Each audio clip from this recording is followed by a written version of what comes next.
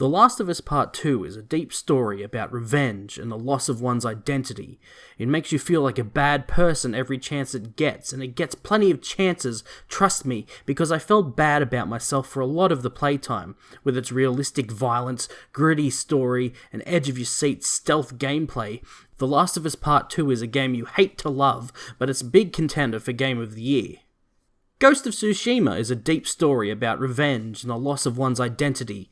It makes you feel like a total badass every chance it gets, and it gets plenty of chances, trust me, because I felt like a badass for a lot of the playtime. With its over-the-top violence, gritty story, and how does a knife through the chin sound gameplay, Ghost of Tsushima is a game you're gonna love, and is a big contender for Game of the Year. Ghost of Tsushima is the type of single-player game that I have been missing.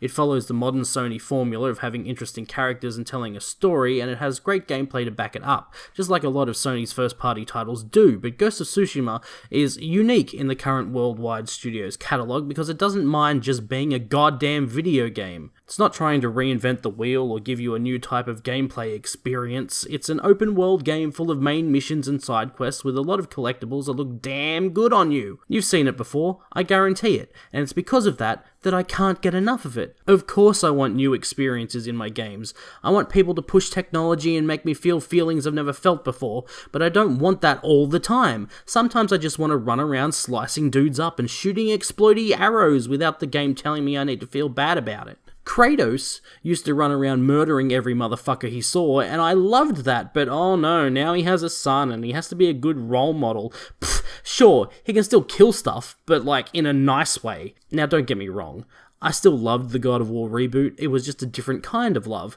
It wasn't the kind of game you could just sit and play, it was something you had to experience. Ghost of Tsushima, on the other hand, well, it has a story, but the main character is so dull and lifeless that it's hard to really care about him as a protagonist. The missions are fairly one-note in that they usually involve invading a Mongol stronghold well, that's pretty much it. But man, the combat variety more than makes up for the lack of variety in missions. You are always getting upgrades, new moves, and new stances. These help you take on new, tougher enemies as you progress, and they all feel really fucking good to use. Honestly, this game contains my favourite gameplay of the year.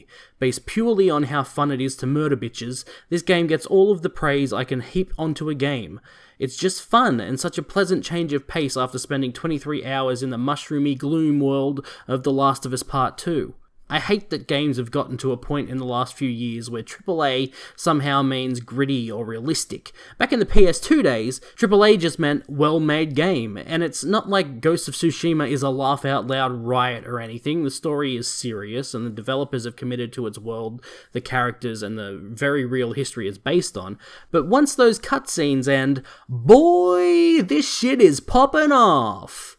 You're an assassination machine, and there's no stopping this... shit. Okay, now there's no stopping this... Fuck! Look, games are allowed to be fun, okay?